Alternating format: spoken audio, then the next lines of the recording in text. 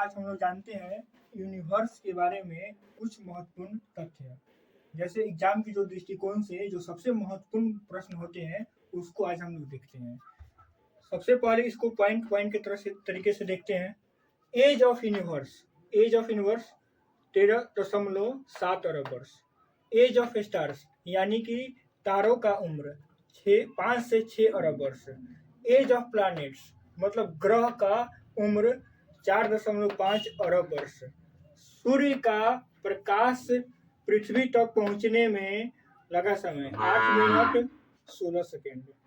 चंद्रमा से पृथ्वी तक पहुंचने में प्रकाश 1.3 सेकेंड। इनर प्लैनेट्स जिन्हें पार्थिव ग्रह भी कहा जाता है कौन कौन है जो सूर्य से नजदीक हैं? 4 ग्रह बुध, शुक्र, पृथ्वी, मंगल।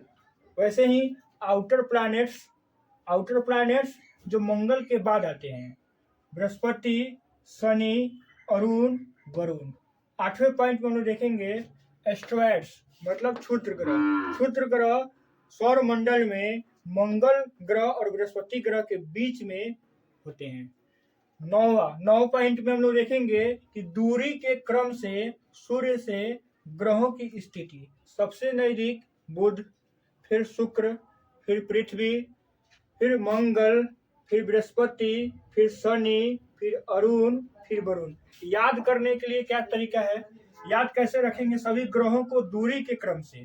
तो उसके लिए हम क्या इस पे विचार कर सकते हैं। जैसे बुधवार से शुरू करेंगे और एक एक दिन गैप कर करके, बुधवार से एक दिन गैप करके शुक्रवार, तो बुध के बाद शुक्र के बाद एक दिन गैप करके आता है रविवार मतलब छुट्टी का दिन। उसके जगह पे हम लोग क्या रख लेंगे? पृथ्वी को रख लेंगे, अपना ग्रह पृथ्वी रविवार। फिर रविवार के एक दिन गैप करके मंगलवार के एक दिन गैप करके बृहस्पतिवार, तो बृहस्पति ग्रह। फिर बृहस्पतिवार के गैप करके एक दिन शनिवार, तो शनि ग्रह। और वैसे ही लास्ट में अरुण और वरुण मतलब यूरेनस और नेपच्यून। यहाँ पे एक और चीज यहीं पे देख लेंगे कि बुध का कोई ग्रह नहीं है, उपग्रह नहीं है, शुक्र का कोई उपग्रह नहीं है, पृथ्वी का एकमात्र उपग्रह है जो मून है, मंगल का 2 उपग्रह है फोबोस और डिवोस। डिवोस पूरे सौर मंडल का सबसे छोटा उपग्रह है। सोलर सिस्टम मतलब सबसे छोटा उपग्रह। अब यहाँ पे हम लोग देखेंगे 10वें पॉइंट में ऑफशोर और उपसौर की घटना। बहुत एग्जाम के पॉइंट ऑफ व्यू से बहुत ही महत्वपूर्ण फैक्ट्स होते हैं कि ऐसे इसको समझने के लिए क्या समझ सकते हैं कि जैसे अर्थ 10वें पॉइंट हम लोग देखेंगे जिसमें हम लोग ऑफशोर और उपसौर की घटना को देखेंगे। एफेलियन और पेरिहेलियन इसको ग्लोब की मदद से समझने का प्रयास हम लोग करेंगे। जैसे मान लेते हैं कि अर्थ अपने एक्सिस पे रोटेट कर रहा है और सन की रिवोल्यूशन करता है, सन की परिक्रमा करता है। तो जैसे कभी ऐसी स्थिति आती है, जैसे मान लिया जाए कि जो बोर्ड है हमारा सन है और अर्थ जो है हमारा ग्रह है पृथ्वी, तो कैसे ये क्या करेगा कि चारों तरफ से इसकी परिक्रमा करेगा।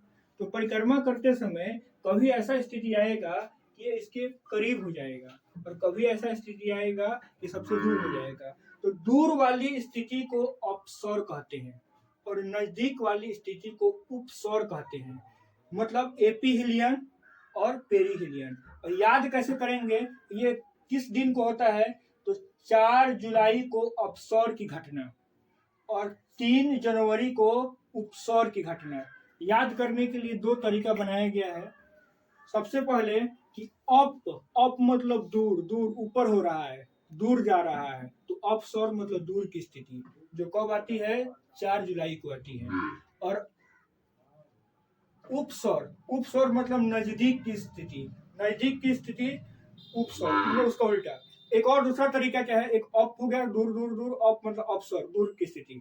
और नजदीक वाला क्या हो गया?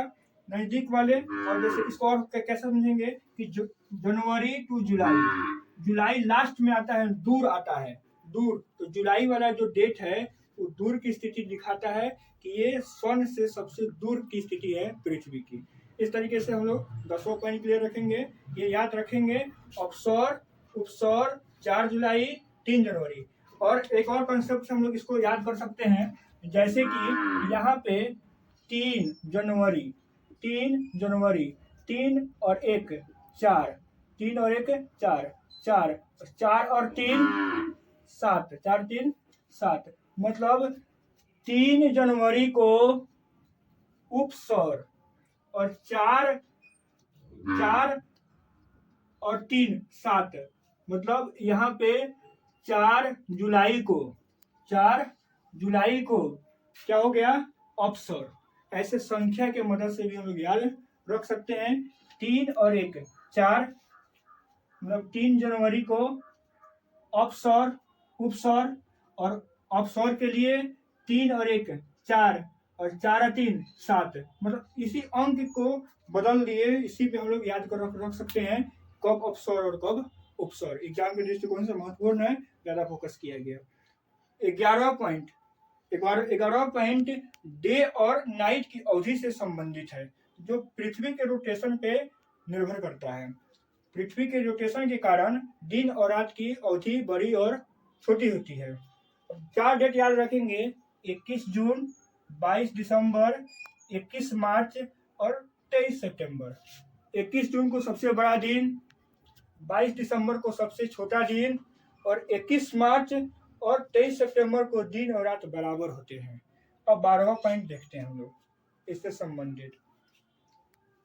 ऐसे साधारणतः बाकी जो ग्रह हैं वो पूरब से पश्चिम की तरफ, पूरब से पश्चिम की ओर सूरज की परिक्रमा करते हैं, लेकिन हमारे सौर मंडल में 2 ऐसे ग्रह हैं, जैसे शुक्र और अरुण, जो पश्चिम से पूरब की तरफ परिक्रमा करते हैं। तो एग्जाम में क्या क्वेश्चन बन सकता है कि पश्चिम से पूरब की तरफ रिवोल्यूशन करने वाले ग्रह कौन है, तो शुक्र और अरुण।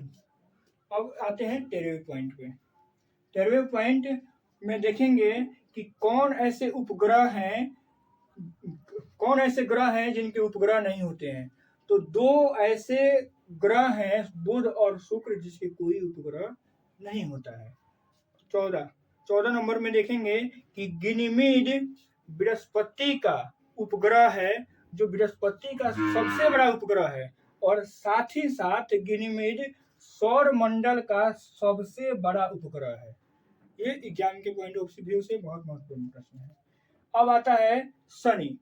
शनि का सबसे बड़ा उपग्रह टाइटन है, जो सबसे बड़ा है, और इस टाइटन ग्रह की खोज क्रिश्चियन हाइजोन ने की थी। अब हम लोग देखते हैं सबसे छोटा और सबसे हल्का ग्रह। सबसे छोटा सबसे हल्का ग्रह बुध है, और इसी का उल्टे तरीके से अगर समझा जाए, वाइस वर्सा, मतलब सबसे बड़ा और सबसे भारी ग्रह बृहस्पति है। अब 17वां पॉइंट, सबसे गर्म और सबसे चमकीला और सबसे सुंदर ग्रह शुक्र है। ज्यादा चमकता है, ज्यादा गर्मी पड़ता है, ज्यादा चमकता है, और ज्यादा चमकता है तो ज्यादा सुंदर है शुक्र, क्योंकि इसके वायुमंडल के कारण ऐसा होता है। ऐसे जनरली हम लोग को लगता है कि बुध को होना चाहिए सबसे गर्म, सबसे चमकीला, लेकिन शुक्र का होता है। इसके पीछे की कहानी है कि ये इसके वायुमंडल में मौजूद गैस, जो उस सौर विकिरण को ज्यादा मात्रा में अवशोषित कर लेते हैं। अब आते हैं हम लोग डेंसिटी को समझते हैं, डेंसिटी के क्रम को समझते हैं कि सौर मंडल में सबसे ज्यादा डेंसिटी, घनत्व पृथ्वी का होता है, उसके बाद बुध का, उसके बाद शुक्र, उसके बाद मंगल, फिर वरुण, फिर बृहस्पति, फिर अरुण, फिर सबसे लास्ट में शनि। मतलब सबसे कम घनत्व शनि का, सबसे ज्यादा घनत्व अर्थ का, ये याद रखेंगे हम लोग। अगला क्या है, 19 पॉइंट पे हम लोग पहुंच गए। सौर मंडल की सबसे ऊंचा पर्वत, जैसे हमारे पृथ्वी का सबसे ऊंचा पर्वत और उसकी चोटी हिमालय, और हिमालय की चोटी माउंट एवरेस्ट, उसी प्रकार से सौर मंडल की सबसे ऊंचा पर्वत निक्स ओलंपिया है, जो मंगल ग्रह पे स्थित है। फिर आगे 20वें पॉइंट पे लेटा हुआ ग्रह, एक ग्लोब की माध्यम से हम लोग समझने का प्रयास करेंगे। जैसे ये अर्थ अपने एक्सिस पे झुका हुआ है, कुछ न कुछ झुका हुआ है, जैसे हम यहाँ पे खड़े हैं, कुछ न कुछ एंगल पे झुक गए, और ये क्या हुआ, 90 के एंगल पे आ गए। उसी प्रकार से ग्रह अपनी एक्सिस पे कुछ न कुछ झुके होते हैं। जैसे मंगल 25 का एंगल है और अर्थ 23.5 के एंगल से झुका है, लेकिन अरुण पूरा इस स्थिति में है, तो इसको कहते हैं लेटा हुआ ग्रह। क्या? लेटा हुआ ग्रह। लेटा हुआ ग्रह अरुण। अब नेक्स्ट वीडियो में हम लोग सौर मंडल से संबंधित और यूनिवर्स से संबंधित और फैक्ट्स को कंटिन्यू करेंगे।